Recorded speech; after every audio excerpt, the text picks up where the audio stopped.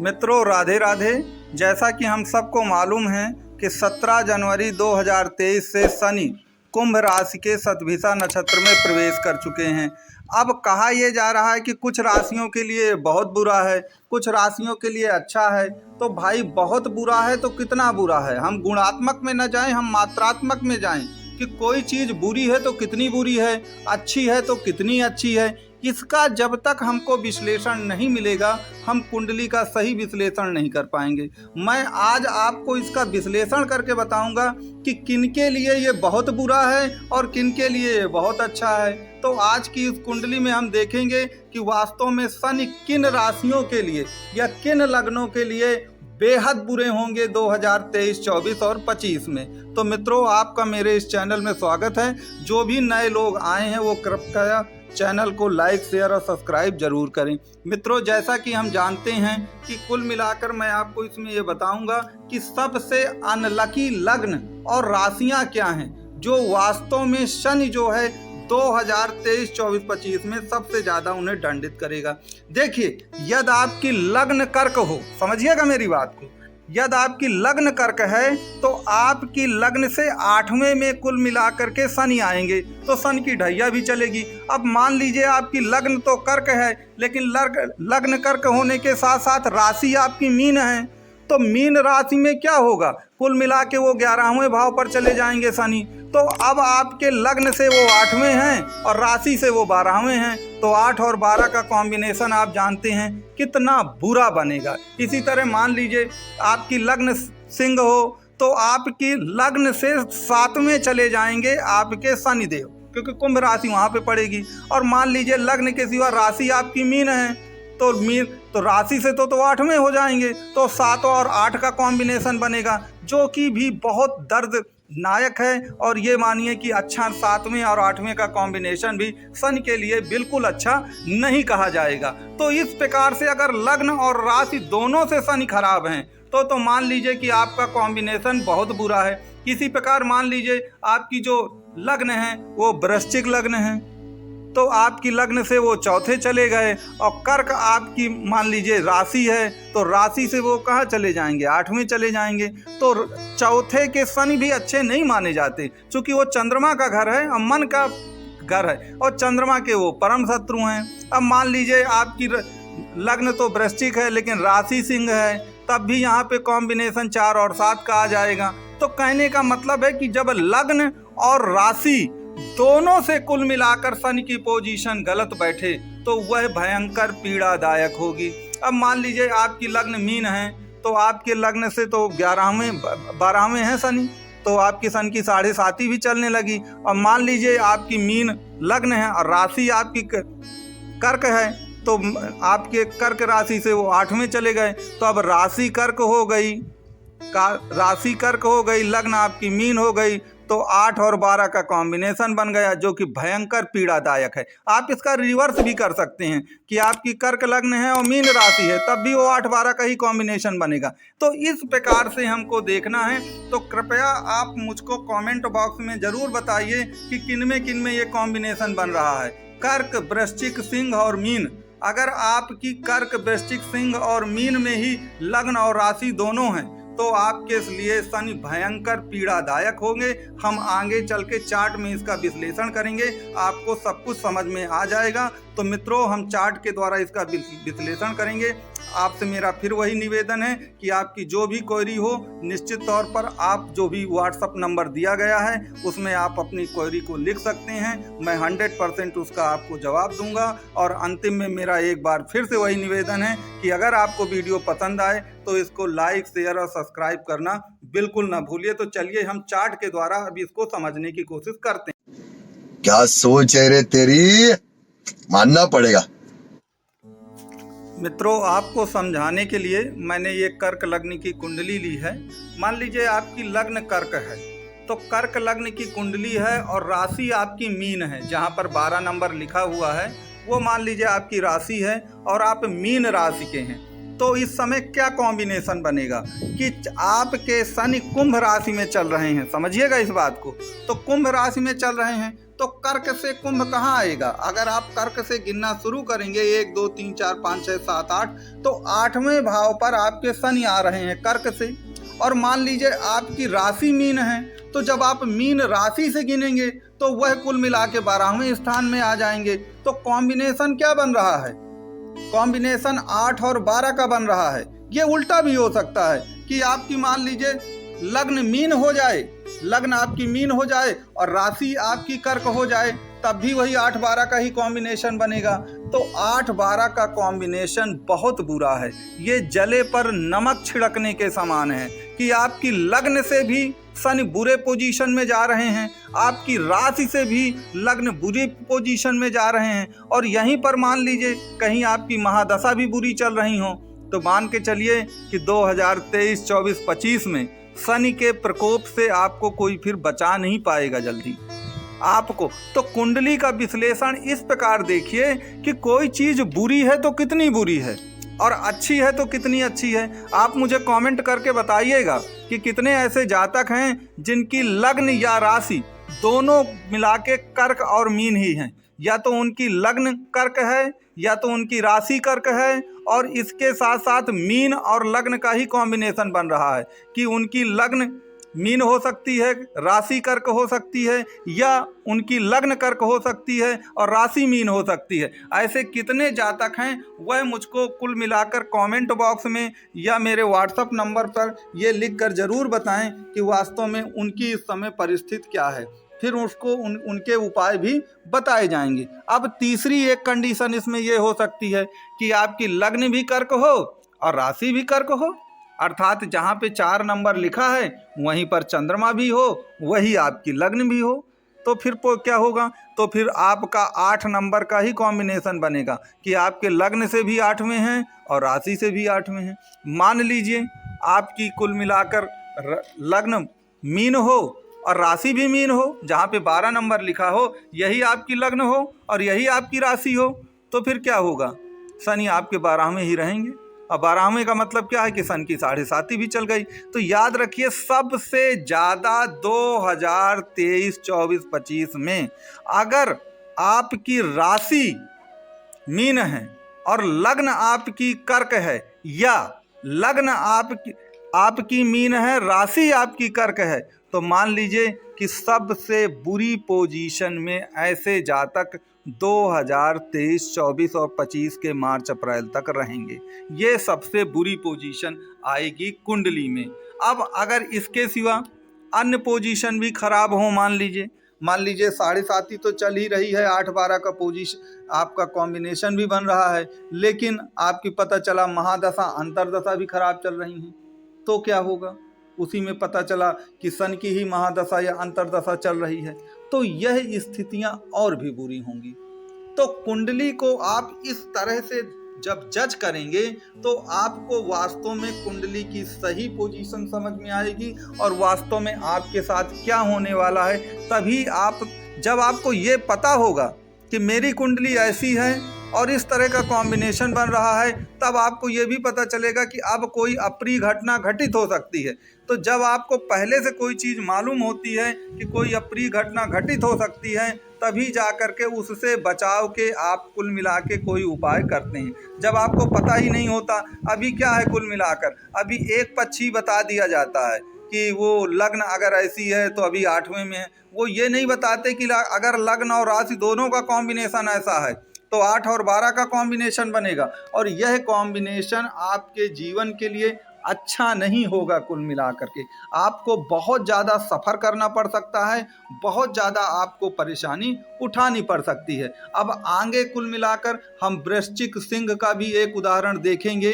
तो आप याद रखिए, यदि आपका कर्क, मीन और वृश्चिक और सिंह, इन 4 में से लग्न और राशि, मतलब चारों राशियां हैं या चारों लग्न हैं कुल मिलाकर इस प्रकार की कि आपकी या तो लग्न भी कर्क है, राशि आपकी सिंह है, या राशि आपकी वृश्चिक है, या राशि आपकी मीन है, तो मान लीजिए कि मामला गड़बड़ है। सबसे ज़्यादा मामला तो कर्क और मीन में ही गड़बड़ है, लेकिन उनमें भी गड़बड़ है। अब मान लीजिए आपकी लग्न वृश्चिक है लेकिन राशि आपकी मीन पड़ती है, तो वह कॉम्बिनेशन भी सही नहीं बैठेगा और वह भी आपको परेशान करेगा। तो आगे के चार्ट में मैं उन चीज़ों को भी उस चार्ट में समझाऊंगा तो आपको ज़्यादा समझ में आएगा। तो मित्रों, जिनकी भी कर्क हो या मीन हो, कर्क लग्न हो, मीन राशि हो या मीन लग्न हो, कर्क राशि हो, वह कमेंट बॉक्स में ज़रूर बताएं। और इसके सिवा जो लोग सिंह और वृश्चिक के भी हैं वो भी ज़रूर बताएं कि उनका जीवन इस समय। तो चलिए हम अगला चार्ट लेते हैं और देखते हैं कि वास्तव में वहाँ पर क्या पोजीशन बन रही है। तो साला ये दुख का खत्म नहीं होता बे। मित्रों, अब ये हमने सिंह लग्न की कुंडली ली है। अब सिंह लग्न की कुंडली ली है और मान लीजिए कि आपकी राशि कर्क है जहाँ पर 4 नंबर लिखा है। तो अगर सिंह लग्न से आप पोजीशन देखेंगे सन की तो ये सप्तम आते हैं। तो सिंह लग्न से सप्तम है लेकिन कर्क राशि से अष्टम है। तो लग्न से सप्तम और राशि से अष्टम। और याद रखिएगा, सिंह और कर्क दोनों के जो स्वामी हैं वो शनि और चंद्रमा हैं। तो शनि के परम शत्रुओं में, सूर्य के परम शत्रुओं में शनि आते हैं, क्योंकि सिंह लग्न के स्वामी आपके सूर्य हैं। और जो कर्क है, राशि है आपकी, उसके स्वामी चंद्रमा है, चंद्रमा के भी ये परम शत्रु हैं। और 7 और 8 का कॉम्बिनेशन बन रहा है। आपके लग्न से सप्तम है और राशि से अष्टम है। तो याद रखिए, शनि सप्तम में भी अच्छा नहीं माना जाता वो, और अष्टम में तो बुरा है ही। तो ये कॉम्बिनेशन भी कुल मिलाकर के सही नहीं है अगर आप सिंह लग्न के हैं। और मैं फिर कहता हूं कि जो पहले मैं बता चुका हूं 2 कॉन्सेप्ट, एक कॉन्सेप्ट आपको कि सिंह के साथ साथ मान लीजिए आपकी राशि मीन हो तो 7 और 12 का कॉम्बिनेशन बनेगा, वह भी बेहद बुरा है। तो अगर आप सिंह के हैं, राशि आपकी कर्क है, या कर्क लग्न के हैं, राशि आपकी सिंह है, तो यह पोजीशन सही नहीं होगी। और अगर ऐसा है तो आप कमेंट बॉक्स में ज़रूर मुझको बताएं या मेरे व्हाट्सएप में कि आपके साथ ऐसा है, और फिर बताएं कि उसके प्रतिफल क्या निकलते हैं। और तीसरी कॉम्बिनेशन वही बनेगी जो मैंने आपको बताया है कि हो सकता है आपकी लग्न भी सिंह हो, राशि भी आपकी सिंह हो, वहीं पर चंद्रमा बैठा हो, या आपकी लग्न भी कर्क हो, राशि भी कर्क हो, तो भी कॉम्बिनेशन सही नहीं बैठेगा। तो इस प्रकार से जब आप फलित करेंगे, तीसरा मैं आपको बता ही चुका हूं कि अगर आपकी दशा और अंतरदशा भी खराब चल रही है तो फिर ये मान लीजिए कि मामला और भी गड़बड़ है। तो इस तरह से अगर आप कुंडली का विश्लेषण करेंगे तो आपको ज़्यादा समझ में आएगा। लोग क्या करते हैं कि बस एक पक्षी चीज़ को देख लेते हैं, दूसरे की ओर देखते ही नहीं हैं कि अगर भाई कोई चीज़ बुरी है तो वह कितनी बुरी है, और अच्छी है तो कितनी अच्छी है, अच्छी है तो कितनी अच्छी है। मान लीजिए कोई भी व्यक्ति है जो धनु राशि और धनु लग्न का है, तो उनके तो राशि से भी तीसरे चले जाएंगे शनि, और लग्न से भी तीसरे चले जाएंगे, तो उनके लिए बहुत अच्छा है। जैसे कर्क के लिए या मीन के लिए बहुत बुरा है, उसी तरह धनु के लिए बहुत अच्छा है।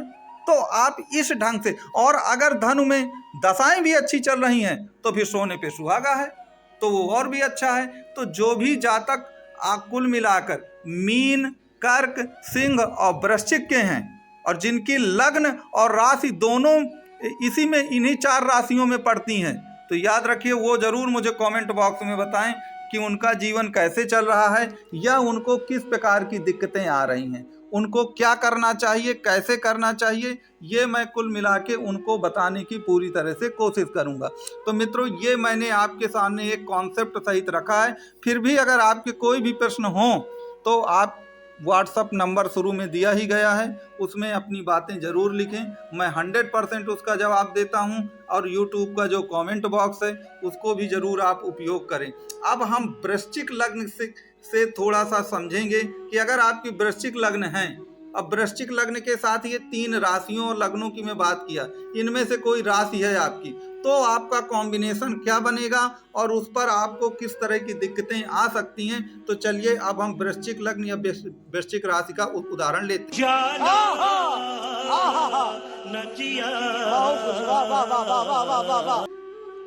मित्रों, जैसा आप देख रहे हैं ये वृश्चिक लग्न का चार्ट है। वृश्चिक जहाँ बिच्छू बना है, स्कॉर्पियो कहते हैं, तो बिच्छू बना है तो आप उसे 8 का अंक ही माने, ये वृश्चिक लग्न ही है आपकी। अब देखिए, अगर आपकी वृश्चिक लग्न है और राशि आपकी सिंह है तो पहली कॉन्सेप्ट तो ये याद रखिए कि चाहे वृश्चिक और सिंह दोनों के जो स्वामी हैं मंगल और सूर्य, उन दोनों का शत्रु है शनि। तो पहले तो आप पहली कॉन्सेप्ट हमेशा ये याद रखिए कि जो लग्न हो उस लग्न के बाद जिस भी ग्रह का आप विचार करें तो ये देखें कि क्या वो लग्न का शत्रु है या मित्र है। अगर लग्न का शत्रु है और सही स्थानों में भी नहीं है तो पीड़ा और भी बढ़ने वाली है। अगर मान लीजिए आपकी वृश्चिक लग्न है और राशि आपकी सिंह है तो राशि से शनि सप्तम चले जाएंगे क्योंकि कुंभ के हैं, और लग्न से वो चौथे चले जाएंगे। याद रखें, चौथे और सप्तम दोनों में ही शनि कोई योग कारक ग्रह नहीं है, ना अच्छे माने जाते हैं। सप्तम में आप जानते हैं शादी ब्याह का स्थान होता है, बड़ी दिक्कतें आती हैं। और चतुर्थ स्थान मन के सुख का है और चतुर्थ स्थान का कारक चंद्रमा होता है, तो मन के सुख के साथ मन का दुख जुड़ता है शनि के। तो ये कॉम्बिनेशन भी अच्छा कहीं से भी नहीं कहा जा सकता। अब फिर इसी कुंडली में उन्हीं उदाहरणों को थोड़ा सा आप और ले लें कि आपकी अगर कर्क, आपकी लग्न तो चलिए वृश्चिक है लेकिन राशि आपकी कर्क हो जाए तो क्या होगा? तो लग्न से वो चौथे रहेंगे और राशि अगर कर्क है तो कर्क से वो 8वें हो जाएंगे। तो ये और भी बुरी पोजीशन है। और सबसे बड़ी बुरी पोजीशन मैं आपको बता ही चुका हूँ कि अगर कर्क और मीन का कॉम्बिनेशन बनता है कि आपकी कर्क राशि है और मीन लग्न है, या मीन राशि है और कर्क लग्न है, तो 8 और 12 का कॉम्बिनेशन बनेगा जो कि वास्तव में बहुत बुरा कहा जाता है। तो इस तरह से पूरा आप वो देखें। अब यहाँ पर भी वही कॉन्सेप्ट याद रखिए कि मान लीजिए आपकी वृश्चिक लग्न है, हो सकता है वृश्चिक लग्न के साथ साथ आपकी वृश्चिक राशि भी हो, तो आपके लिए वो 4 का कॉम्बिनेशन ही बनेगा क्योंकि चतुर्थ ही चले जाएंगे वो। और इसी तरह आपकी सिंह लग्न हो या सिंह राशि भी हो तो फिर वो कॉम्बिनेशन सप्तम का बनेगा। तो इन सब पूरे पैरामीटर को कैलकुलेट करके आपको देखना है कि कौन से पैरामीटर में आपका सही जा रहा है, किस पैरामीटर में आपके शनि जो हैं 2023-24 में गड़बड़ जा रहे हैं। आप मुझे कमेंट बॉक्स में ज़रूर बताएं जिनकी कुल मिला के कर्क, सिंह, वृश्चिक, मीन ये 4 में से कोई एक लग्न हो और कर्क, सिंह, वृश्चिक, मीन इस 4 में से ही कोई उनकी राशि हो, तो फिर वो जितने जातक हैं वो कमेंट करके ज़रूर बताएं कि वास्तव में उनके साथ क्या घटित हो रहा है। अब तीसरी जो मैंने कंडीशन इसके साथ अप्लाई की है कि आप ये ज़रूर देखें कि वास्तव में आपकी इस समय दशा काहे की चल रही है।